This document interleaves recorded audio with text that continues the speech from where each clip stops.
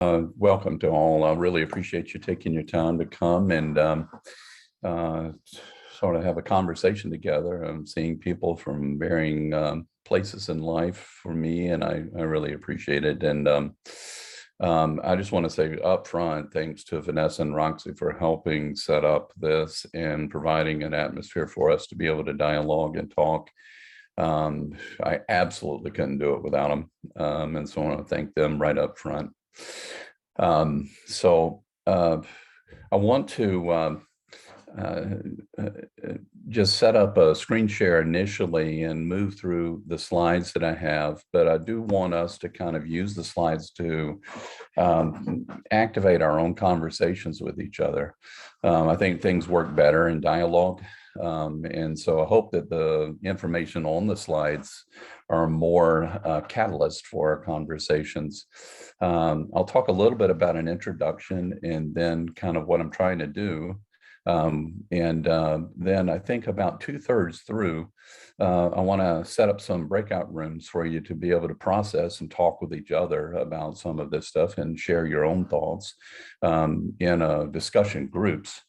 But at any time, just shout out. I may not be able to see you with the PowerPoints up, but holler, say, yeah, but Todd, what about this? That's okay. I don't mind being interrupted. Please do so.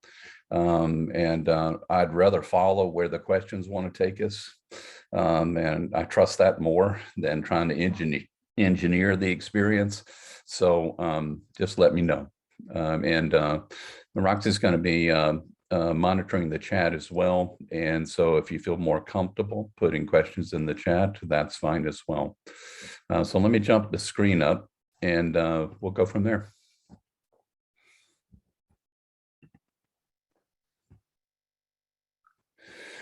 Let me start by just talking a little bit about where this idea came from.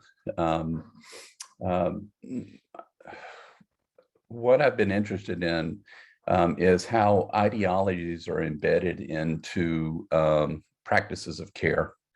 I think on one hand, it's easy to see more blatant and obvious ways in which people harm each other.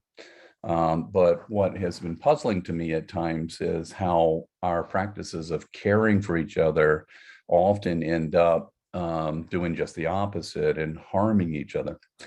And so my interest lies in kind of smoking out those ideologies in practices of care in varying kinds of institutions. And particularly for me, I'm looking at therapeutic care around and across disciplines and interprofessional circles and so forth. And so much of my research and interest lies in that. I would consider myself kind of an offspring of two parents, continental and comparative philosophy of religion and human science psychology in terms of existentialism and hermeneutics and phenomenology.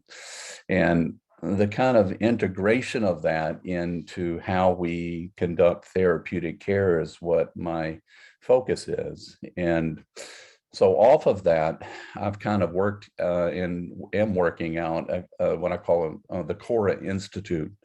And the word is based on the word Cora, which means that space or clearing, and in which one can move in a variety of directions without having to move in any direction to try to figure out and expose where our lived values are in terms of where caring is. And so I'm focusing on people who are left out, or ideas that are subjugated, or experiences that are inattended to, and so forth. But often, most often, due to an unwitting attention, not so much an intentional sort of malevolence, but what sneaks up on us, what we're unaware of in terms of our care. That's what hamartia, the Greek word, means. And that's kind of what I mean about how we can look at this in our practices of care, and more particularly in our practices of humanistic care and humanistic psychology. Obviously, I think those of us gathered and when I look at who's here, I know that you're involved in varying kinds of practices of humanistic care. And we all know the value of what that provides us personally and professionally. And, you know, Lord knows the world, of course, where it is right now is screaming for more humanistic care in such inhumane sort of circumstances. So I think we could start with the premise that all of us know what humanistic psychology can provide and how powerful it is and how nurturing and how caring it is.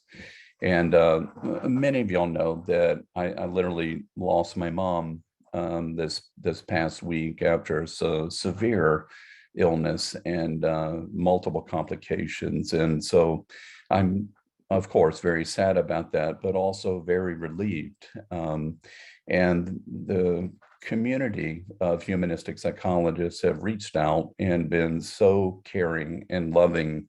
And all they're doing is doing what they do. And I think we know that there is such a desperate need for us in a variety of different situations. Every other week, I hear somebody talk about existential crisis. And so the language that we use is all over the place. Biden will mention it once a month. Reporters talk about it all the time. It's prime for us in terms of what we can offer. So we know that. So this presentation, I want to focus a little bit on what can sneak up on us in our practices of care when we're trying to do the good, and kind of take a look at that piece of it, if that makes sense. Okay. So let's start off with just what we're trying to do here is a critique. And that's the first place I think that there's a tendency to drift into a Hamartia, and I'm gonna get more into that word in a second. That there's a tendency to use critique as a weapon, to weaponize it. And that's not what I'm intending to do. And I like what Heidegger and Foucault have talked about in terms of critique. In the Zollikan seminars, Heidegger talked about critique as Kreinine, which means to distinguish or set something off. It's not fault finding itself. It's to critique is to differentiate, to clear the space for something to show itself in its uniqueness and difference. And that's what we're trying to flesh out here. And Foucault, again, says that a critique is not a matter of saying that things are not right as they are. It's about flushing out assumptions, you know, what is unchallenged, what are unconsidered thoughts, values, biases that are embedded in how we practice. I don't think it's the case that we think about something and then apply it. I think what we actually believe is enacted in what we do. And so starting with what we do as practices and then thinking about what's embedded in them in terms of our lived values is what a critique is to me. And I think Foucault puts it beautifully here. He's talking, it's amazing how people like judging. Judgment is being passed everywhere all the time. I can't help but dream about a kind of criticism that would not try to judge, but bring an au revoir, a book, a sentence, an idea to life. It would light fires in which the grass grow, listen to the wind, catch the sea foam in the breeze and scatter it. It would multiply not judgments, but signs of existence. It would summon them, drag them from their sleep. Perhaps it would invent them, sometimes all the better, all the better. Criticisms that hand down sentences sends me to sleep. I like a criticism scintillating with imagination. It would bear the lightning of a possible storm. And so I hope what we're trying to do today will kind of activate more, not feel less, so that the critique opens up, okay? So let me start by just defining some things and give you an idea about how I'm using this to look at humanistic values. And then we'll get into the values themselves. Then we'll break out and have some discussions, and then we'll come back together and kind of pull things together. That's sort of the plan. Obviously, we can take a sidetrack, and I trust them. So let me know if you want to. Okay. First of all, that word hamartia, some of y'all who are have backgrounds in religious studies or theological training would recognize that historically or in classics. It's a Greek word meaning to miss the mark or err. And the experience of that is not, I think it's been mistranslated in theological settings as sin, as doing something bad. But this is not what hamartia is. It's aiming to sort of to meet the mark means to do the right thing. It's not a sense of like a bad archer who misses, the target, but trying to live up to a particular bar, live up to what's right, what's good, and to do the caring thing, for instance. And it's not about a bad person. It's somebody that's intending to accomplish what is one set out to accomplish. It's most often in Greek tragedy, first appearing in Aristotle's Poetics. It's in Homer. It's in Sophocles' Oedipus Rex. The irony about that is, again, much thought psychodynamically is founded on Oedipus's based, of course, on the Oedipus complex of Oedipus killing his father, marrying his mother. But if you read the text closely, you realize that Oedipus did not recognize his mother and his father. And so what he was intending to do, which he thought was the right thing, ended up something that led to tragedy itself. Now, where hamartia mostly shows up is in that sense of tragedy. And sort of the sequence is, I intend the good, something about me, either a blindness, a myopia, a kind of a flaw of some sort, my finitude, it leads me to miss something, to not attend to something, often impact, consequence. And so in that, what happens is what I intend to look at as something that is good and fortunate ends up resulting in something that's destructive and reverses fortune. And in the reversal of the fortune, that tumbles on into catastrophe. That's sort of the structure of the tragedy in Greek thought itself. Now, keep in mind that we're not talking about the good person falling in the sense of the king, the righteous one, the sovereign falling. And we're not talking about when evil arises, when we talk about hamartia. We're talking about all of us kind of moving along the best we can, trying to be good people, trying to be good citizens, trying to care well, but finding that when we are trying to be good, we end up often wreaking havoc. Okay. Now, the word undecidability, I start off with Derrida's understanding of it. Undecidability originally, he got it from mathematics. And what that means is, again, that an answer can be both right and wrong. It can be good or bad. It can be edifying or destructive. It depends on the context, depends on the situation. The same behavior can go in two different directions. It's undecidable. That doesn't mean that we're not able to decide. It just means that when somebody says, what's the right intervention? It's an undecidable answer. Depends on where you are, what the context is, what your intentions are. And so given that, we'll be talking about that and trying to respond to some of our dilemmas about whether an undecidability can help us out in terms of our intentionalities. But I want to give you where that definition came from. Now, the other thing that I try to bring up also when I'm teaching ethics is that a true dilemma is both when something is ethical, a behavior or an action is ethical and unethical at the same time, and we must choose. That's what makes it hard. When I talk to my students about in ethics, I told them that ethics is about being in the house of pain, because if you really have a grasp on the complexity of an ethical dilemma, it shouldn't leave you feeling relieved and self-righteous coming out of it. It has a lot of complexity to it and a lot of hamartia in it when we think we're choosing the good.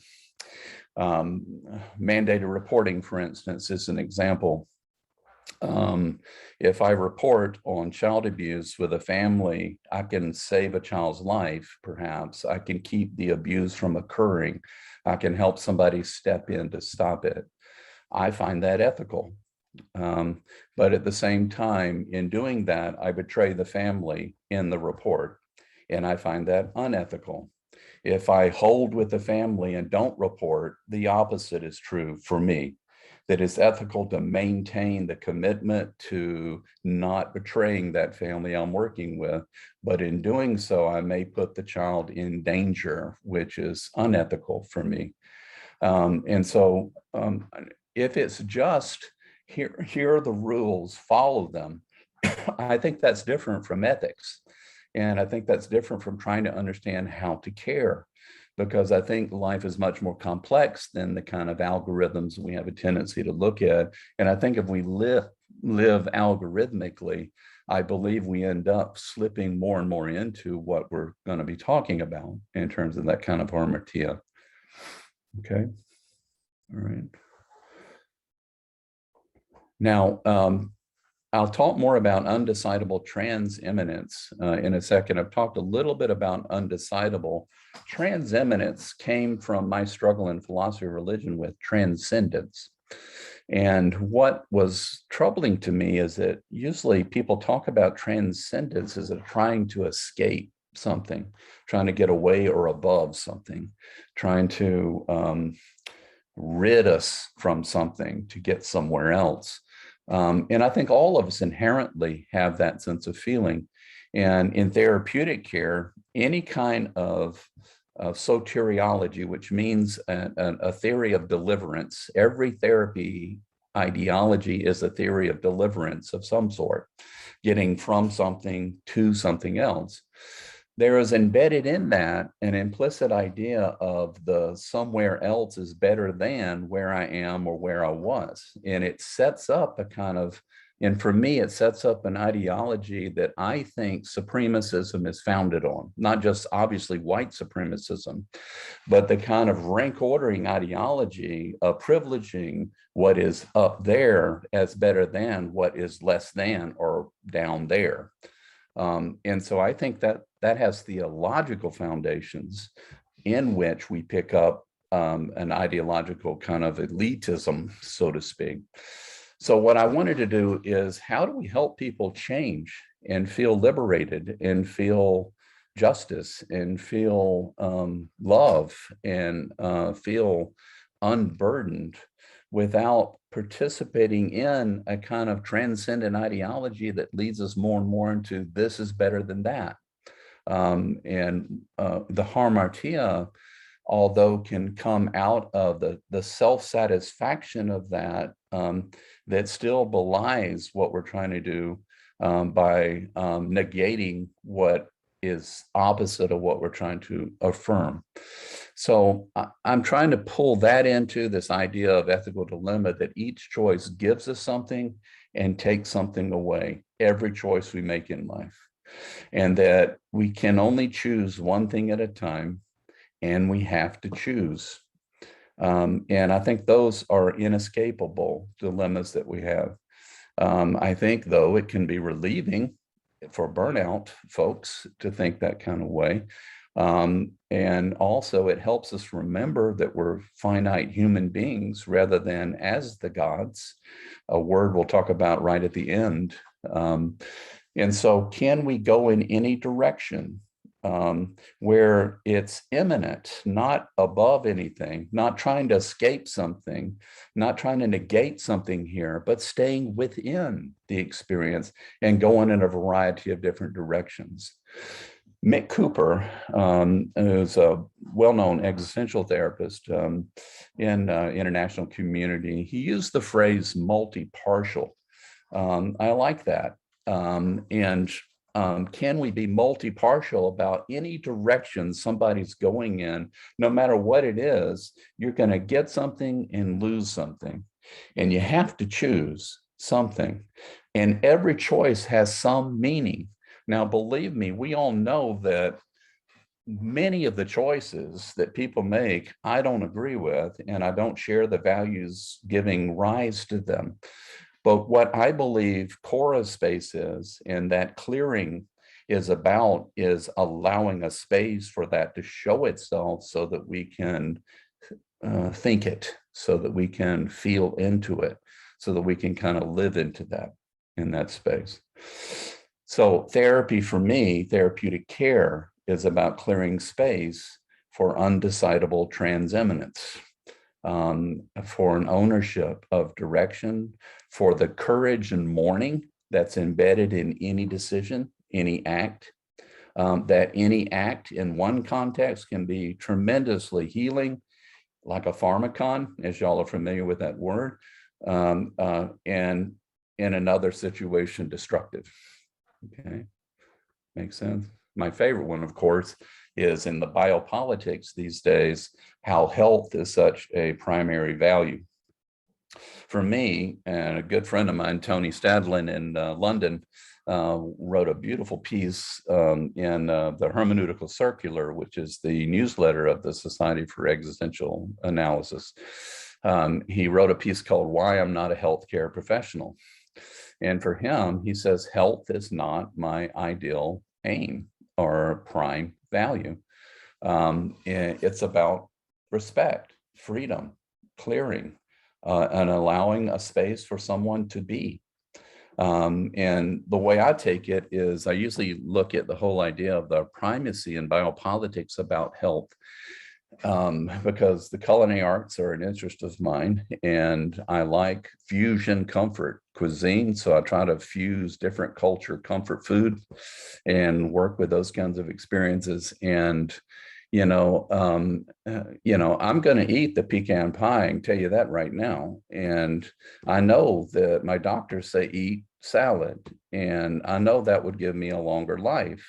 But if I eat the pecan pie, it's not going to be good for my arteries, but it's going to be wonderful for my soul.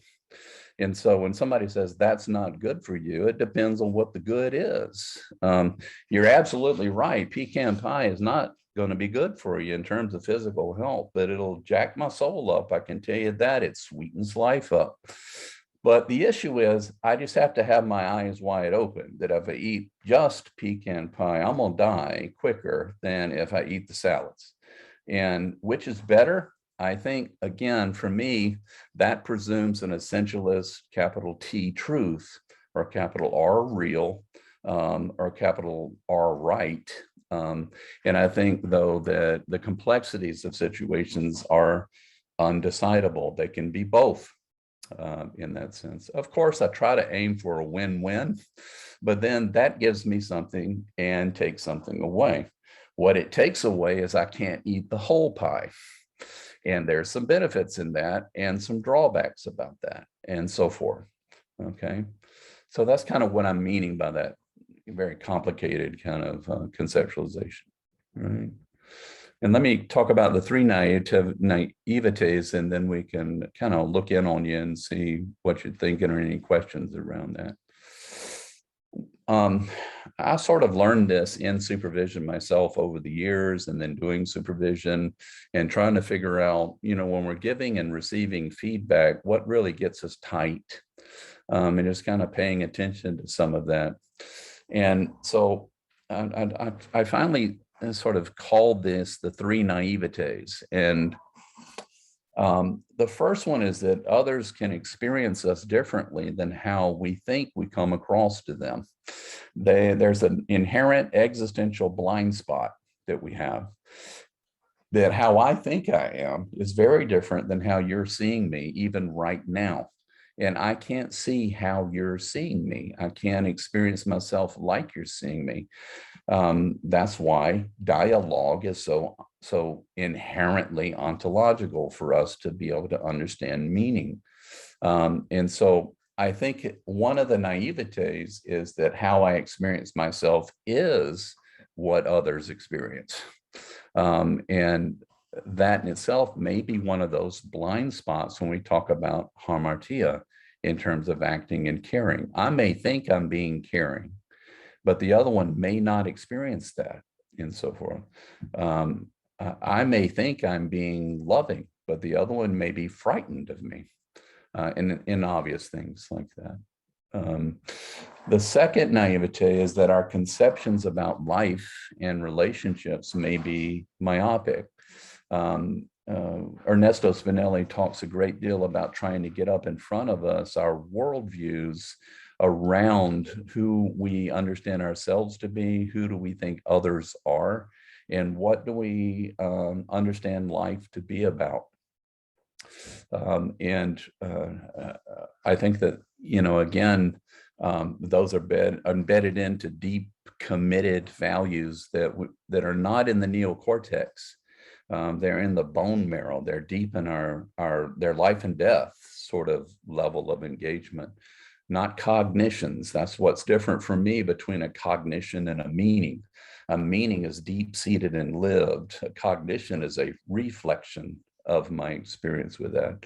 But my ideas about these components, what a relationship should be like, how is it, when I turn on the news and something horrible is going on and I see it as horrible, is based on the fact that I have this idea about life that those kind of things don't happen in it or shouldn't happen in it, and so forth.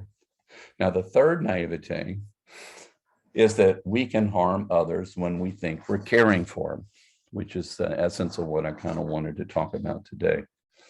Okay. Well, let me pause there and see if anybody wanted to jump in and help or ask a question or something like that.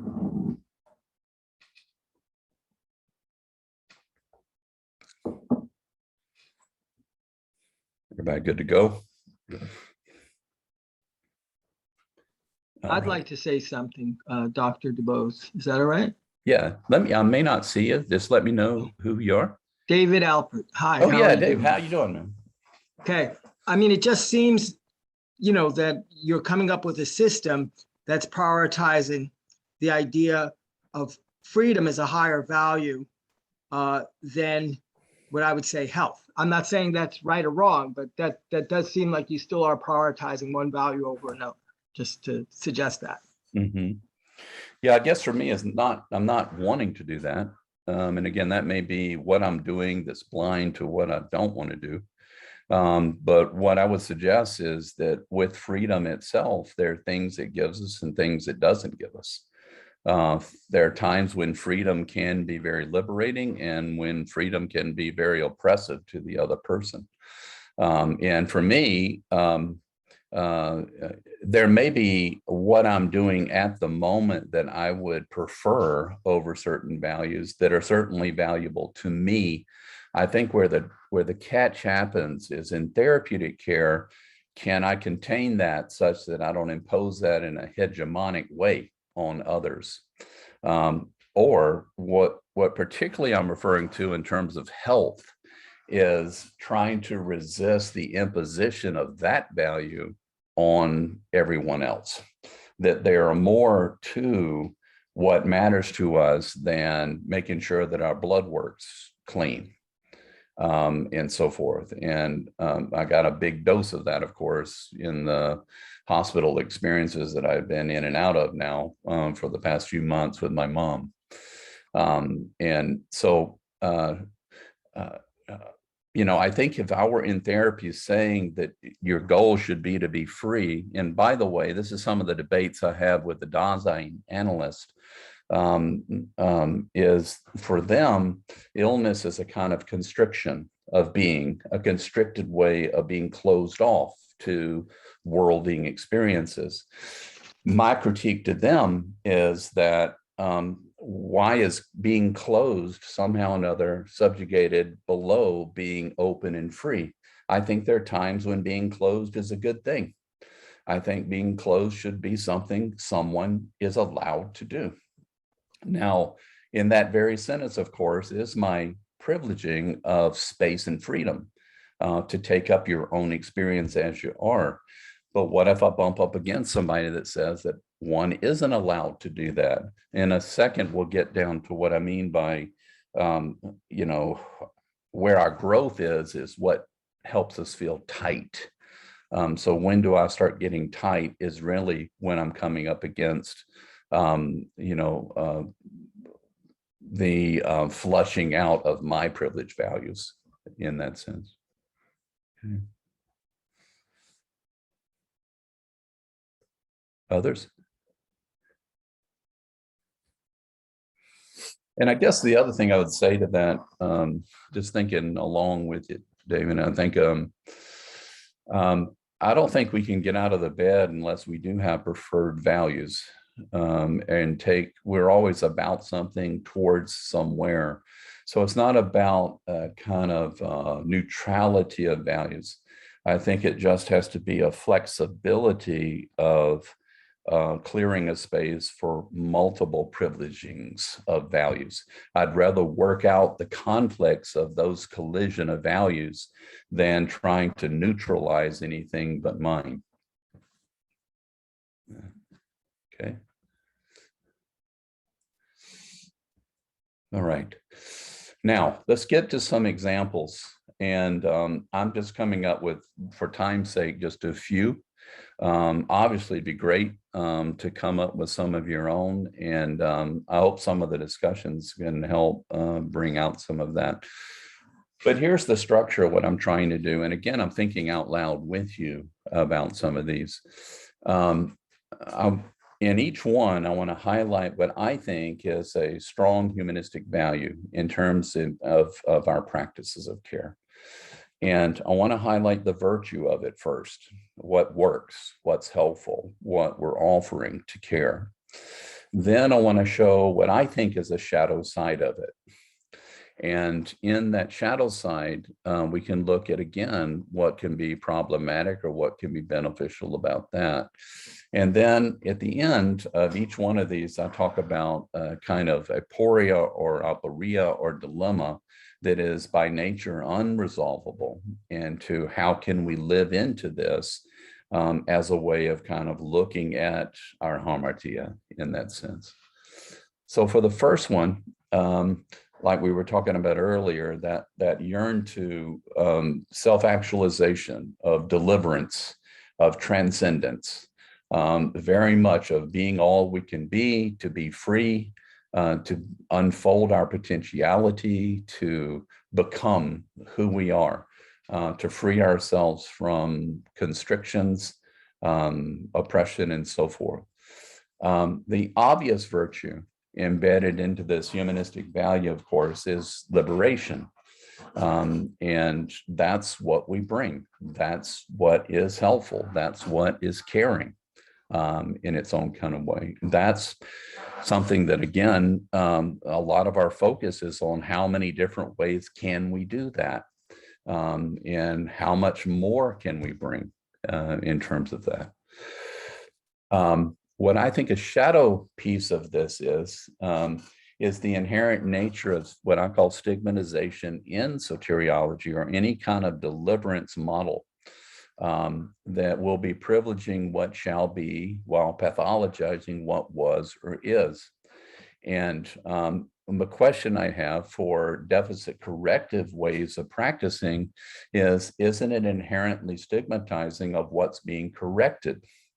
And in doing so, is it in a Nietzschean way, life denying in its attempt to get away from what has been and what is? Are we always and already leaning into somewhere else when we're doing that?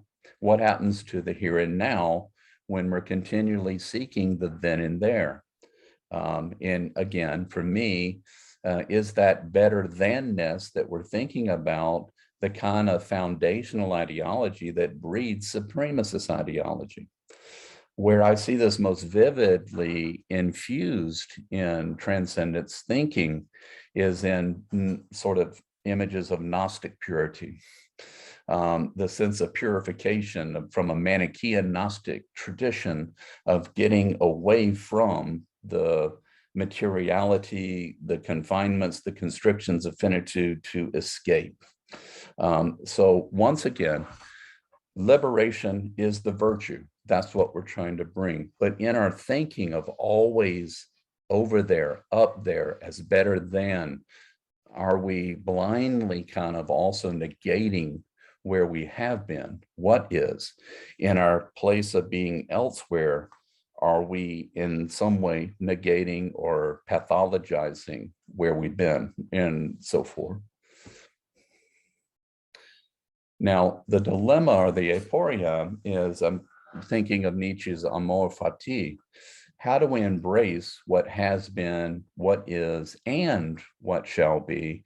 Can that be done in a kind of multi-partial, horizontal way? This is where it shows up clinically, I think, is when we're talking about regret and self-hate for decisions that people have made in their lives. And once again, I want to clear the space for them to own their experience as they want to own it in their own kind of way. At the same time, self-hate or regret is a kind of critique of the person making those decisions then, which again overlooks the fact that the person thinking about, I should have done something different, was shaped by that person who made those decisions then. More in a therapeutic way, I think whatever we did, even if we don't like what we did and don't like the decisions we made, I think they were made for meaningful reasons. And meaningful doesn't have to be necessarily inspirational or comforting. But I do believe we make decisions, we live out comportments because something matters to us. What would it mean to validate that? That doesn't mean agree with it, and it doesn't mean affirm it, but it means recognizing it, seeing it, that when you were at that place at that time makes sense where you are in that sense. You know, Carl Whitaker, Carl Rogers, both talked about the fact that you can't really move on until you can stay. And when you can stay, you can move on. And I'm trying to wiggle this out in such a way that we don't hierarchicalize our temporality, such that where we come from is less than where we're going in that sense, okay? Any thoughts on that one?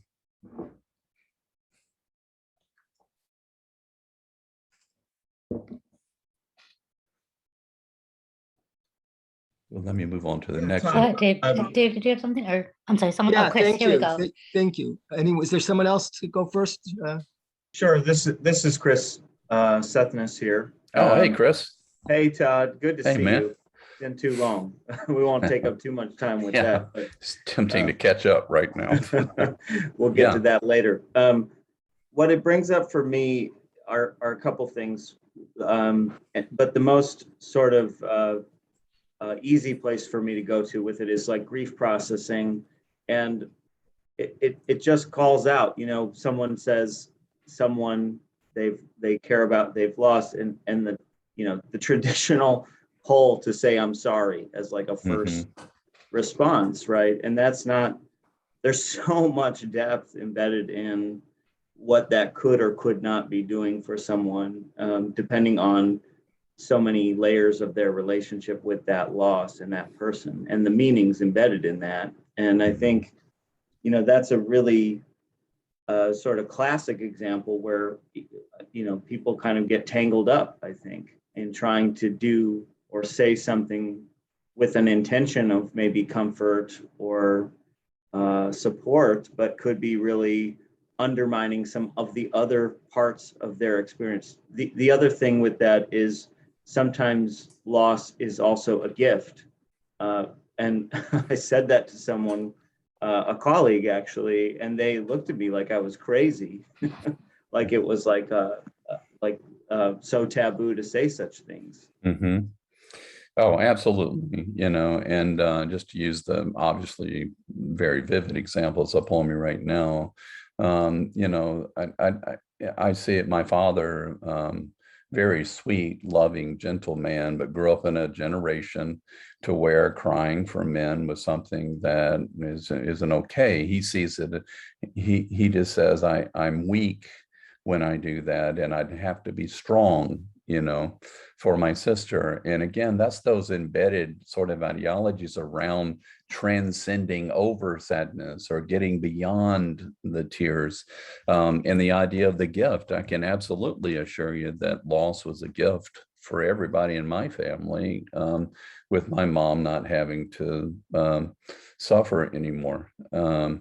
And I think many of y'all probably have had that experience of being in where life happens to you, and you're wondering, how in the world can I sit and care and listen, only to find yourself even more vulnerable, more humble, more open. So I agree with you, Chris, very much so.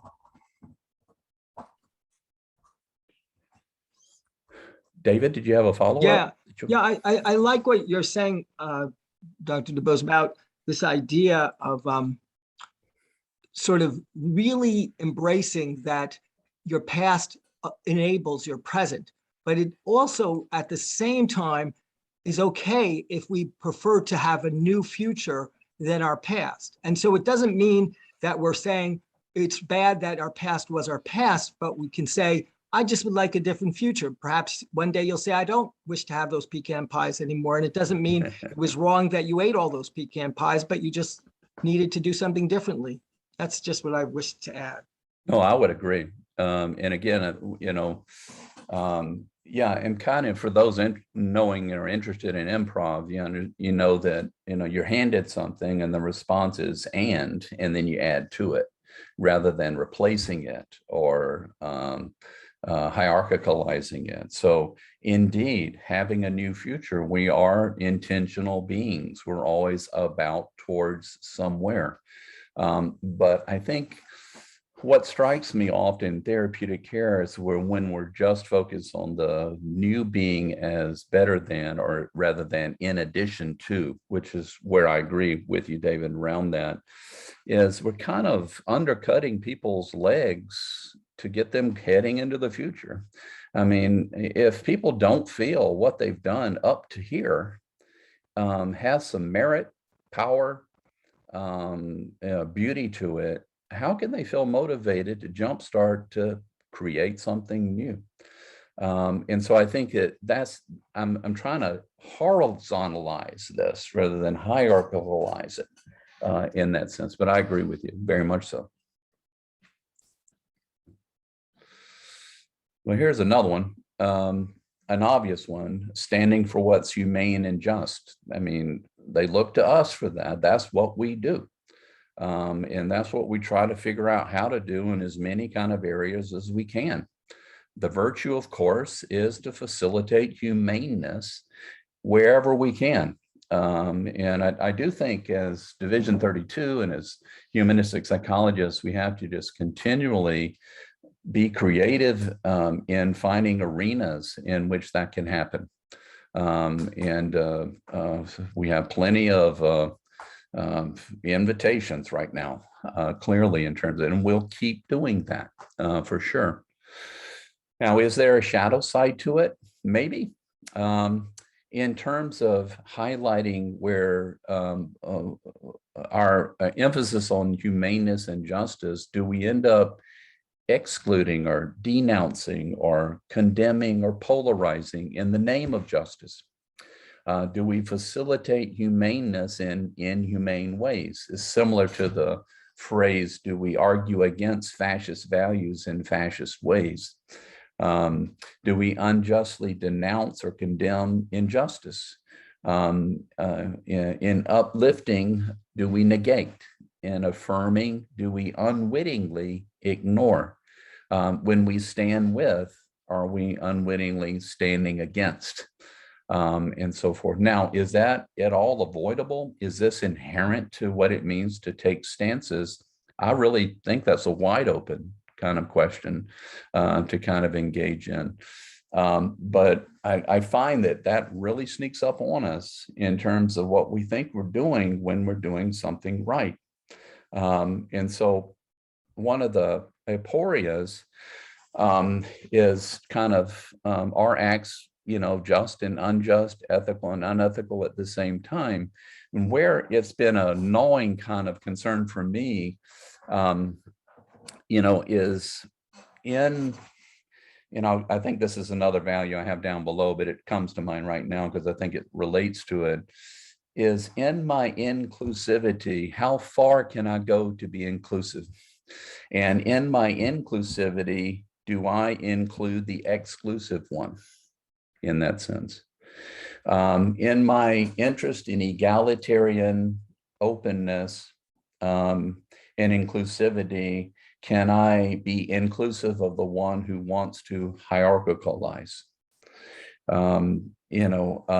I remember just quickly working with a man who was came from a very conservative fundamentalist Christian background, and he had an idea of the family structure as hierarchical. He was the spiritual leader, his wife listened to him, his daughter should listen to the wife and the father and so forth.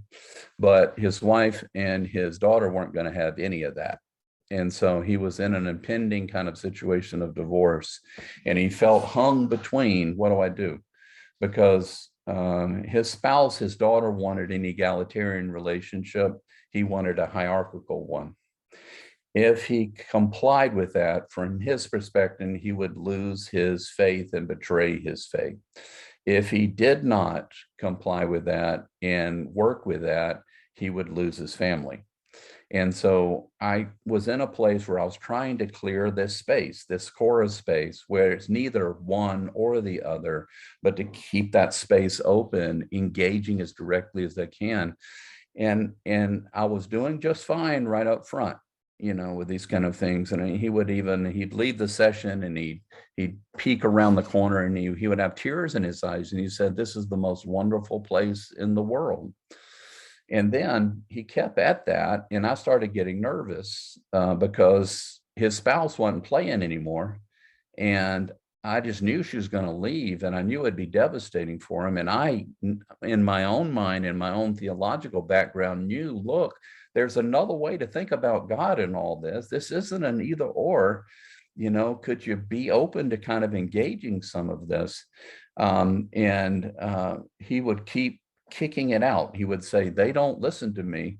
They won't let me teach them." And I said, honestly, sometimes I feel that with us. And everything I try to offer, you kick out. And I lost him. I mean, not dead lost him, but he didn't come back because I collapsed that chorus space.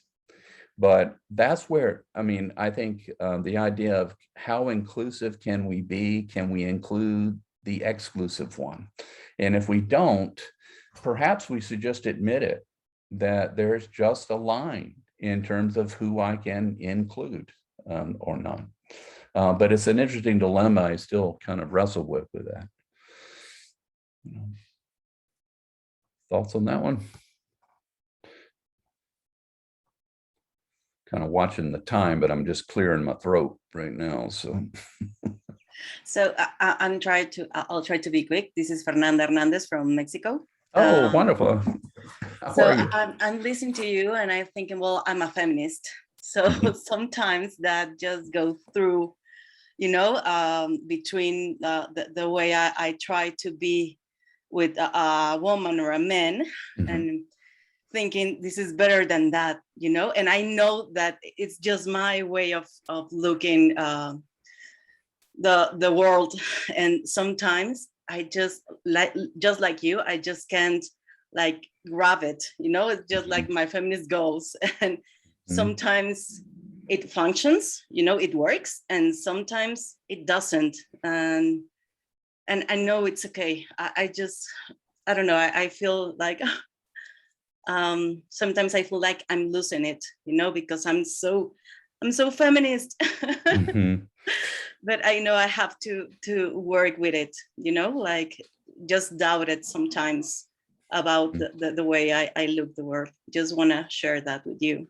I appreciate that, you know, and I think the courage to open up one's doubt about where one is, and you know, maybe one of the most courageous things we can do.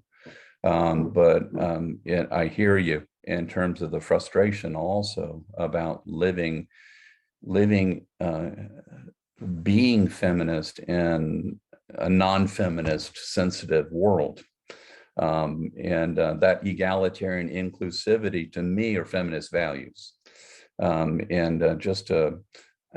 when I think I'm doing it, that's the Hamartia of, is I find myself, somebody's getting less than by me somewhere or another in a conversation, and I see it when it's after the fact. That's the blindness, and the literal blindness, as the Greek tragedy would talk about it, and being in the middle of it when I'm intending. But once again, I'm gonna still stay with it. I'm gonna still try my best. I think that's the thing, is we're finite. I'm gonna still lean into it and try to figure out how to be inclusive, egalitarian, you know, in the midst of this. And I think we just have to wrestle it out and link arms and do the best we can, and fall and get up and try again and stay with it, and so forth. But thanks. Let's look at another one. Again, hospitality for us, you know, is certainly a prime value for us. And that's where the inclusion, egalitarian sort of piece comes from. And for that, it's that radical care. Division 32 it's the best cuddle group you could ever be a part of. So if you're wondering, you need to join us. I mean, I know that, you know, just like you were saying, when you're out there in the world trying to do this stuff, you get wounded a lot. And but when the Division 32 annual conference comes around, we come together and heal. And it's just, people understand and they've got you back. And that kind of care and reception. And right when you think that who I am, what I think, what I do is not going to be accepted anywhere, you'll find somebody in Division 32 that is there for you, to receive you, to host that kind of experience.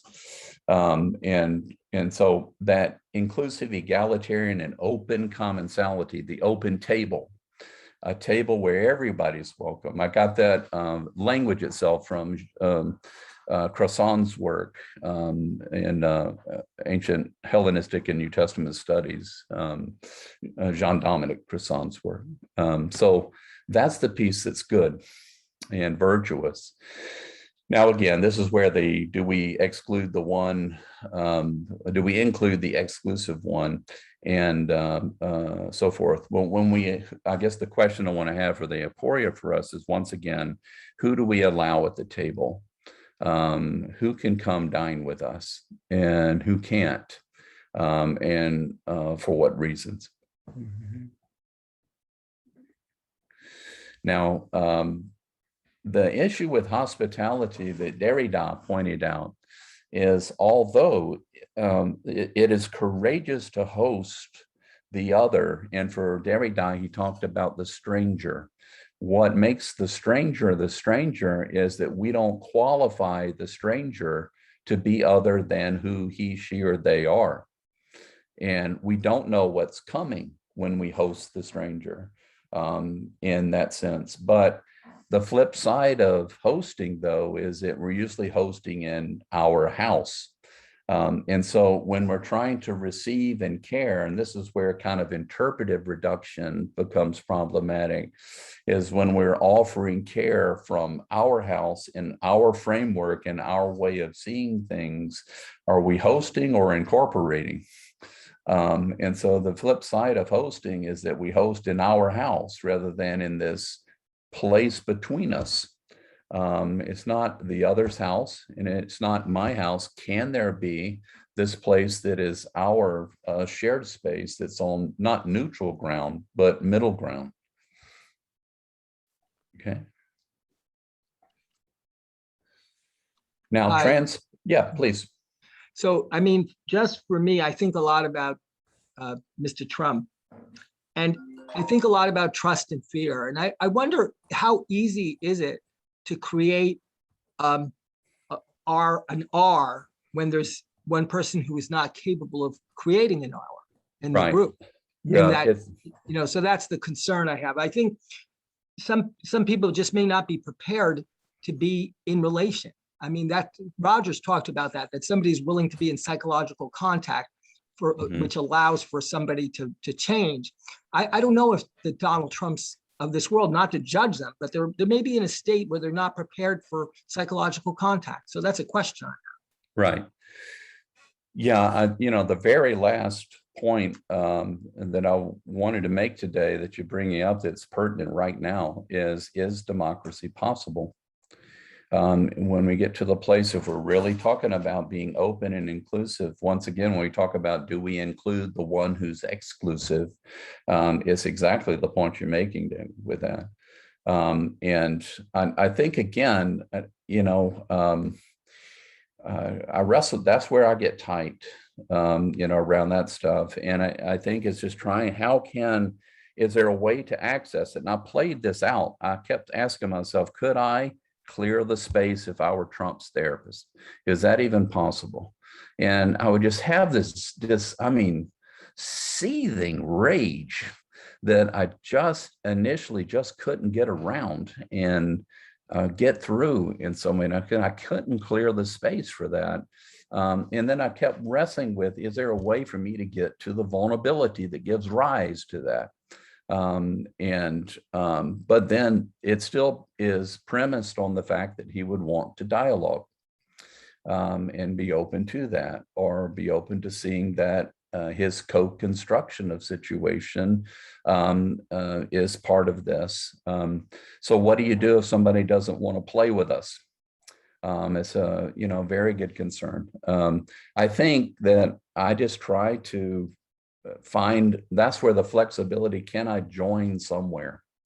And finding out where that is. And I think all of us have our kind of person that is the most difficult for us to kind of turn that corner. For me, it's that kind of person. And I've seen it in couples work where I've seen very, very self-absorbed folks not take any accountability for anything going on in the relationship. And it just activates a kind of, reactivity in me around that. But whether it's due to chance or grace of some sort, eventually I see an ounce or glimmer of vulnerability shine through. And that if I can turn with them into that vulnerability, I change in that process as well. But it's very difficult. And right now, I think it's unresolvable. I think it's an aporia. And so certainly. Can I jump in too, Todd? This is Betsy. Oh, hey. Good to see you. So this has all been like rumbling around in my being for at least a year or so. Everything that you've been really clearly putting some language around, which I so appreciate. But the place that I get tight, or the place that I struggle with, is how the acknowledging that there's a line, or acknowledging that I have a limitation in terms of my ability to tolerate, include, welcome, etc. It's like so intolerable to admit that to myself and to other people, but at the same time so relieving. And like to be in the space where you're acknowledging, like, this is not the ideal, I wish I wasn't doing this, I wish I wasn't like this, but I'm at capacity, is really striking to me. I get so tight around it. That's so helpful, Betsy. I mean, I think, again, one of the things that towards the end that I wanted to talk to that kind of comes up out of these discussions, is, are we really being human in the therapy experience? It's almost like we're being human as a God. We're doing it so well. That feels You know. good. I won't lie to you. Right. And so what happens if we actually show, I'm tired, I'm at my limit, I'm frustrated with you. I'm sorry, this isn't you, it's me. And I don't know everything. I have no answers for you. Do we let that piece come in? And again, I think, we're so infused with an ideology towards being as the gods that in spite of being humanistic, I think we try to be perfectly human and ignore the finitude that we're talking about. I don't like finitude, period. I guess that's why I'm an existentialist. I mean, to try to help myself like it and what it actually looks like. Smacking me in the face. Yeah. Over and over. Exactly. Oh, it's got to put me down. Then I'll look at it. But those kinds of things for sure. I'm not convinced about what you said about Trump, Todd. Hey, Michael, how you doing? I think, knowing you the way I do, I think if you were dropped in the room, his suffering would be the thing that you would be hit with most. Maybe. In terms of difficulty, I just wanted to throw in, the Northern Ireland peace process. So to see the end of that process and the people being in the same room who for most of my lifetime would have murdered each other should give everyone pause to realize that there is hope. But I think you do need to get someone in the room long enough. But it was Marshall Rosenberg. He turned me on to the fact that if you could get somebody to acknowledge a need in the other person and vice versa, he claimed he could resolve any conflict. But you could spend years getting that acknowledgement, and it could be as basic as, I want your people to stop killing my people. But I would say, don't give up hope. Well, that's what I need, people like you and others to kind of, help me remember that. And I appreciate the spirit you're bringing, Michael. For those who don't know Michael, dear friend of mine, a therapist, he grew up and lived through the Troubles in Belfast, Ireland, and it would do your soul good to connect with him and have a conversation. Therapist through London, through Chicago, and unfortunately I lost him to Boston, but a dear friend who certainly hope you can get connected with. And what I really like is getting connected with humanistic psychologists internationally, and where Div 32, I think we can connect more and more up. We've been in dialogue with the society, the same kind of humanistic society in Great Britain. So I appreciate that, Michael. And I appreciate your confidence about being able to see the suffering. Let's take a look at a couple of more. Transparency, disclosure, authenticity, very prime sort of values of ours. Obviously combating deception, bad faith, alienation, looking at authenticity as honesty and truth. But maybe the shadow sides of this is pathologizing privacy, closeness, discretion, the secret. Is there a scrupulous kind of confessionalism to shift burdens to others?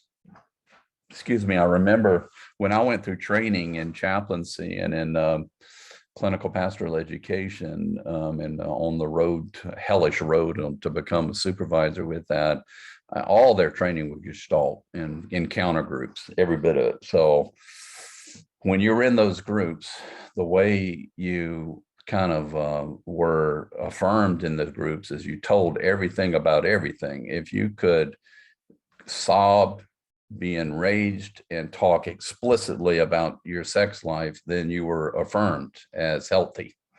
And again, we can see that that's not always the case. And so just to be able to blurt out one's rage and call that transparent can be, of course, very destructive to somebody else.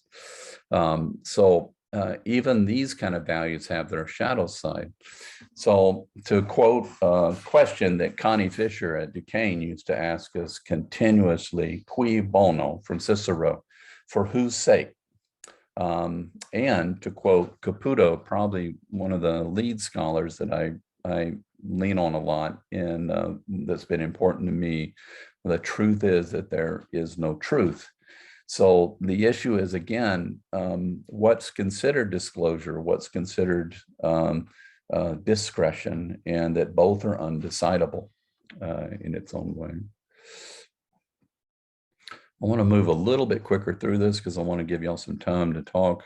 The experiential here and now, once again, bringing life into existence, the experience of non-duality. But are we lost in kind of experiential sort of junkies sort of experience? Are we treating experience in a kind of almost like a fetish? Do we stop with just the affect? Do we understand what the affect is speaking to? Do we move from experience to action and so forth? Are we genuflecting to catharsis rather than engaging in what does, in Heidegger's sense of mooding, how am I finding myself in this situation that calls me towards what, in that sense? When and where is the here and now, and when and where is the then and there, and what's their relationship between the two in terms of living into that? Mindful, balanced, and centered, very much a part of our experiences in contemporary sort of therapeutic care. Very much emphasis on self-care and stability for others, centering so I can care in that sense. At the same time, can these practices end up being self-centered or self-absorbed rather than focusing on impact on others? And are we mindful in order to reduce symptoms?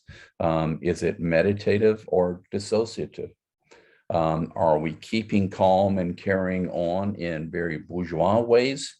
And is the experience of the mindless, the unbalanced, and the extreme also a part of what can be validated as well, and be a part of that? Can we enter, or I should say center, can we center from a decentered place in its own kind of way? Okay.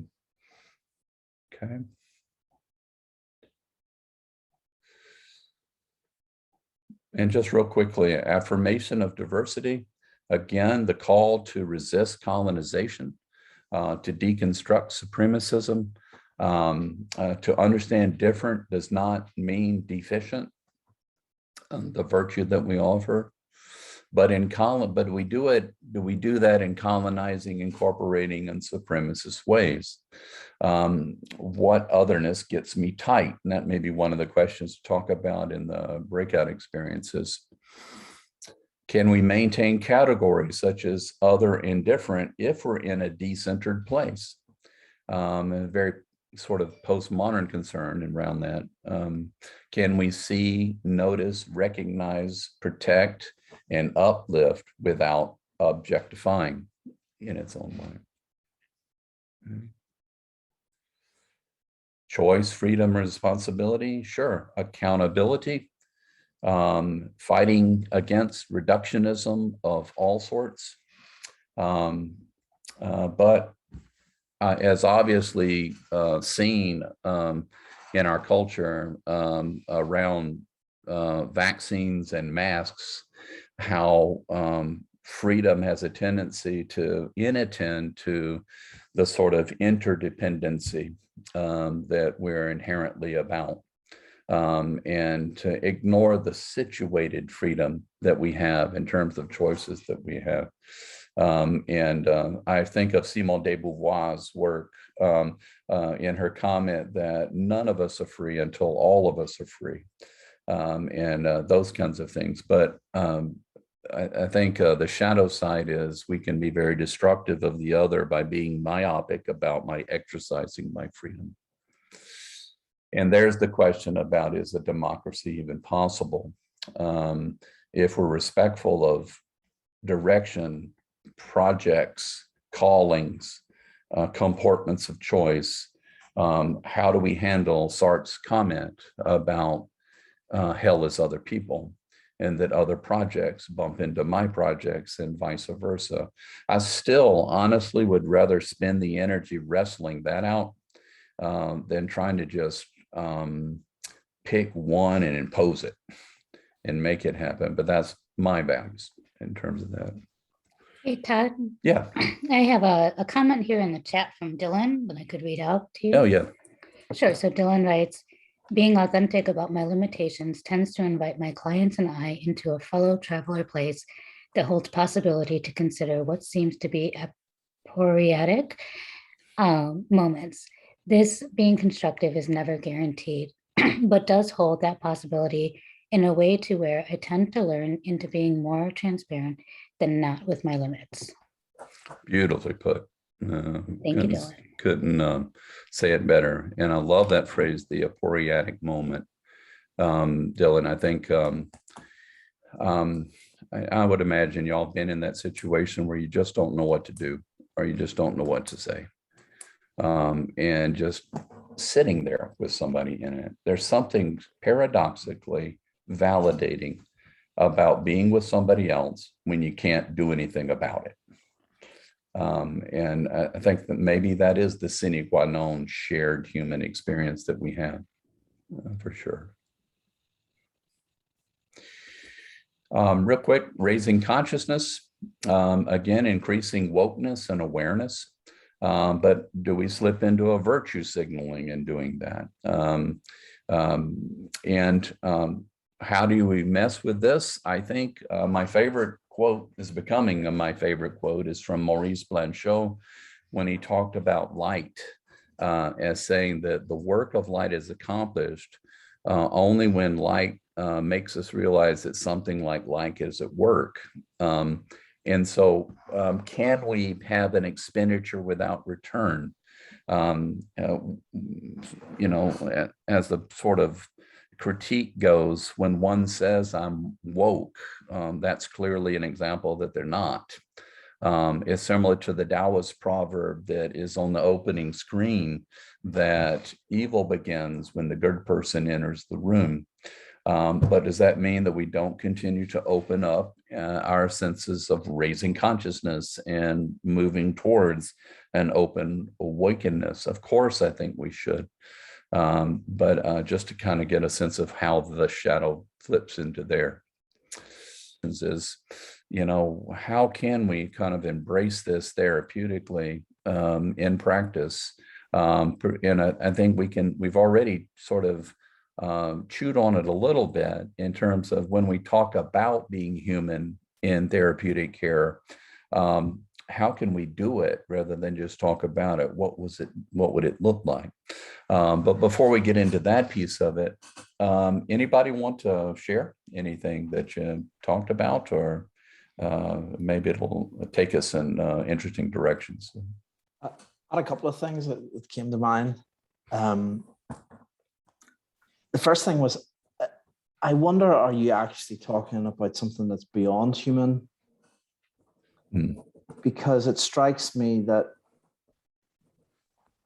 what you are implying is a degree of awareness that is beyond our normal ways of being.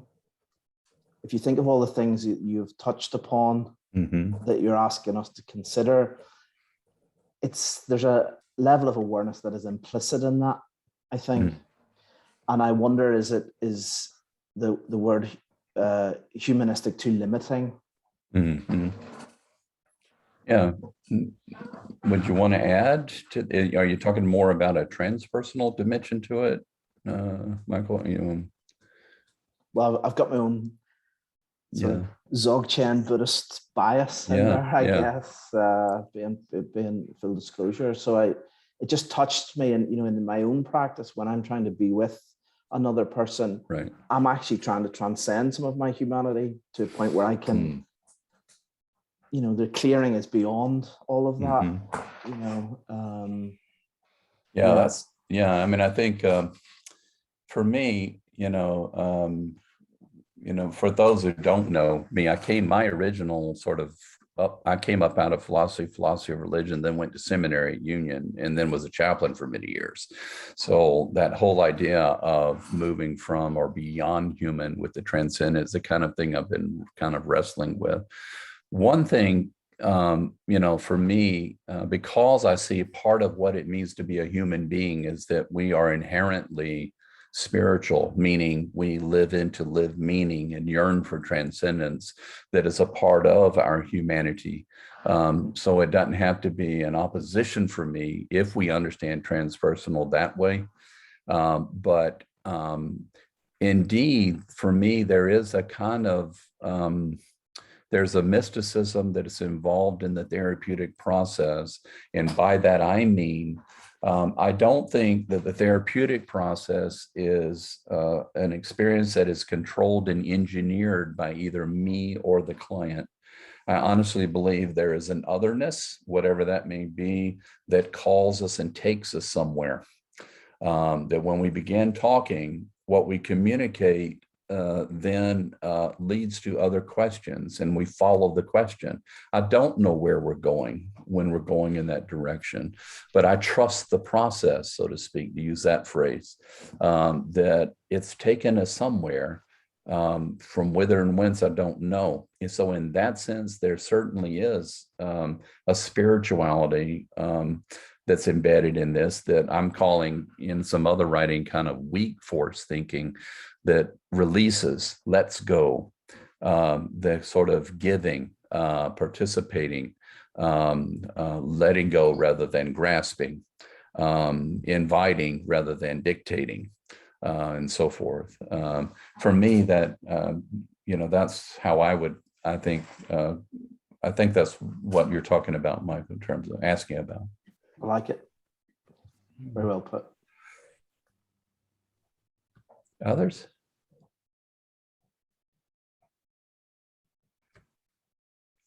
Yeah, Dave.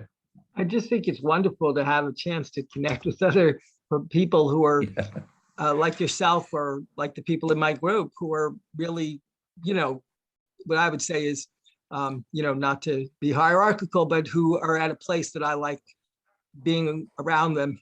It's easier to be around them. In other words, just peers that share values. It's nice to have a little group, peer supervision kind of thing, which we had really. I think there's a greater need for that in this pandemic, at least where I lived. It's very hard to get to be with humans in person. So it feels even on a Zoom call. So it was just great.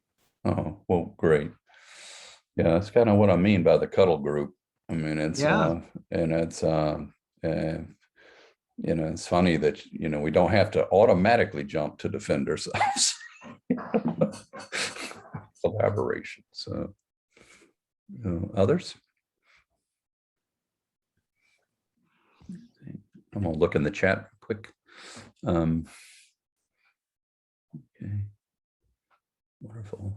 I just want to say I appreciate the continued need to ask the questions, right? And not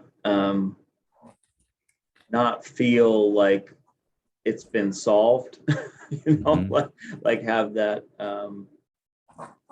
I'm not sure even what to call it, but there's actually, it feels more freeing, even though maybe more anxiety provoking too, to hold the openness to all that.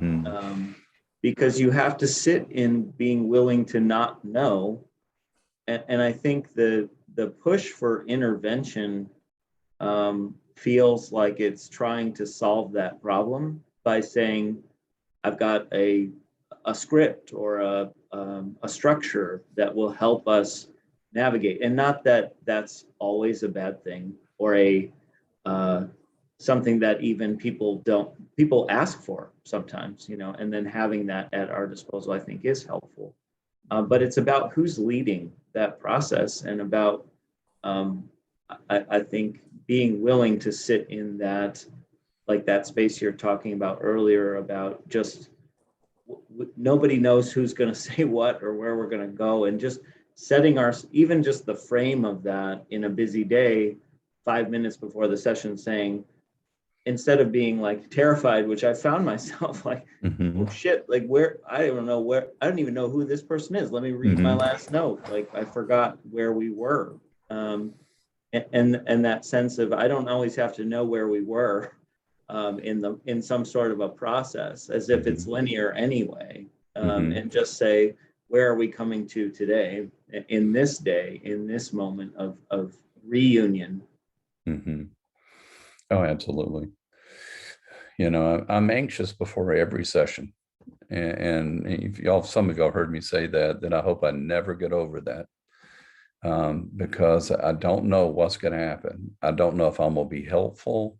I don't know if, if it's going to be, am I going to say the right thing? It breaks we were talking about just how much pressure we put on ourselves to not be human around that.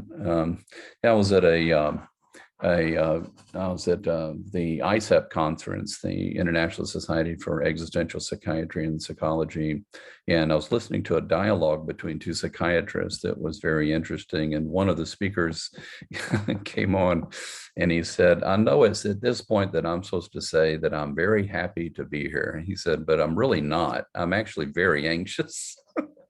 And he used that as a kind of inroad to kind of the last thing I want us to kind of look at and talk about, which, Chris, you're bringing up really is, what are we afraid of, really? To be vulnerable, to not know. And obviously in a culture that is infused with the integration of a medical model of deficit correction and a capitalist model, of efficiency and production. What we're talking about is very much in the minority and very much challenged by those inframings. But I honestly believe that it's, I think there are places for deficit correction. As a power lifter, ibuprofen is my best friend. And I've had one knee replacement. I've had mesh in my stomach. I've got another knee that needs to go. I want random controlled trials when it comes down to surgical technique. And the docs are telling me a robot's going to operate on me next anyway. Those sort of things. That's fine. But when we're talking about lived meaning in the soul, I think that using physical medicine and the medical model and efficiency in production to understand lived meaning is like trying to cook spaghetti with a vacuum cleaner. Wrong tool, wrong task. But I don't try to clean the house with a wooden spoon. So I think it's just an expansion of different ways of looking at this. And for me, my experience is clearing space. I like Heidegger's comment that we are guardians of the clearing. And if I can keep that space clear for what is a central trope in continental philosophy of religion, what might be perhaps. I really like that phrase, what might be perhaps. That maintains the question. It engages it. It's not a nonchalance. It's not a detachment from it. It's a full engagement, but it keeps it open. What might be perhaps. And I think that is what's therapeutic in this. So others?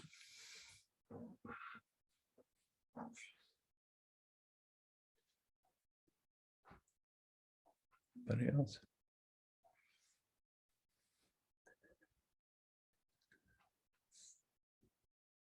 Well, why don't I just real quick show you sort of the concluding kind of things. I'll share the screen again for us to keep in mind.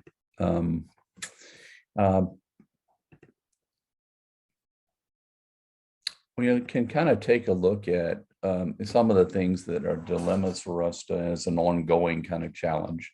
Is the dilemma of trying to get around Hamartia. It's like trying to get rid of it. It's not like dirt to wash off. I think it's inherent to who we are as a human being. And, you know, could we be fueling more of it, trying to get rid of it? That whole dilemma I described earlier about the basis of forgiveness is our humanness, but it's our humanness that has the capacity to harm and destroy. You know, other existential aporias for the road we've talked about. Anything and everything can possibly be both ethical and unethical. What we choose is a gain and a loss, and we must choose. And, you know, we can't choose but one thing at a time. And let's remember that in our talk of finitude, it is embracing the limitations, the contingencies, but one piece of finitude is the irreducibility, I would say, of what might be perhaps. That kind of speaks back to what Michael was asking earlier. I think we forget that we are finite beings, and part of our finitude is the fact there is always what might be perhaps that's calling us, you know, at any moment. Then there's the possible remedies, or perhaps an analgesia at least, of Blanchot's light and an expenditure without return, a sense of giving into what might be perhaps when we don't know from where, or any kind of response that it may give back to us in that. And so in closing, just thinking about what it means to be a human therapist. These days I'm interested in post-humanistic existentialism. And by that, I mean being humanistic existential in the age of the machine, and trying to do that also in non-speciesist ways. To try to think in our concerns about our professionalism, do we see the human as a part of being professional? And I think training and education, I think I even have these discussions and battles with faculty that in some ways it's almost the human is seen as this kind of Manichaean Gnostic thing to kind of wash away. And that the professional, the one who's professional, overrides the human in many ways. So I think one of the things we ought to do is continue to try to find out how to make sure that by professional we mean human. An example of this, of course, that comes up quite often is when evaluating students, and we'll hear about students who cry in class. Some of my colleagues will see that as unprofessional. I take the position that it's human and very professional. And the last thing I want to do is refer to somebody who doesn't have access to her feelings and so forth. So those are examples. What I mean is that let's try to make sure the human is in the professional in itself. Again, the challenge is also, how do we transfer from our therapeutic space to a world that is working against what we're talking about? And how do we communicate ways to handle those kind of thrown dilemmas? And watch how we talk in godlike ways about being human. I honestly think, I know in my life that struggling, I was talking at break about some of this, is just the dilemma to the trust, the vulnerability, the humanness, the down-home ways of communicating, the engagement. Is that enough? And if you don't use a lot of rhetorical devices or a lot of smoke and mirrors, can you stand in the rawness of that, you know, with another human being, where the goal is connecting in itself? I think for me, it has been a lifelong journey to do that, and will be as it goes along. Now, suggestions: showing our humanity as best we can, admitting mistakes, knowing that we don't know, wondering out loud, showing our fears, our concerns, and walking with nonetheless. So I do think we're called out of the boat into the water, and we're called to something much bigger than we are, to speak again to what Michael was saying.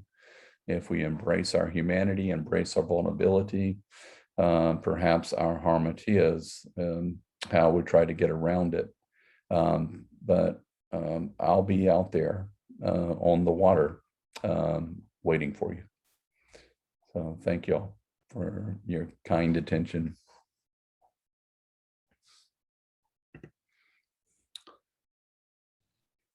Anybody else have any final words or any closing comments?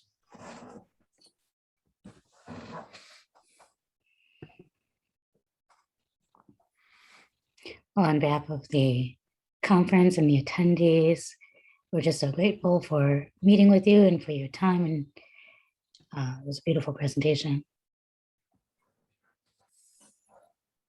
Thank you all very much.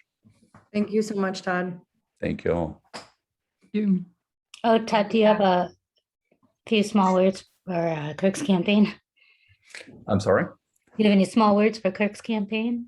Oh, yes, please vote, vote, vote, and vote. And Kirk is up. We need your vote. Remember the stuff we're talking about. If you want to look at the concretes of how this works, particularly within the APA, we've got a beautiful opportunity here. Please don't let this slip by us. It doesn't come but what, once every 200 years. So please vote for Kirk Snyder, and so that we will be able to bring sort of the human into psychology, basically. Let's do everything we can to encourage folks to do that, and onward we go. Beautiful. Thank you. Thank you, Todd. Good luck to your Georgia Bulldogs, number one. Yes, go dogs. Right See how they go. Yeah, Thanks, man. It's good to see you. Good to see all y'all.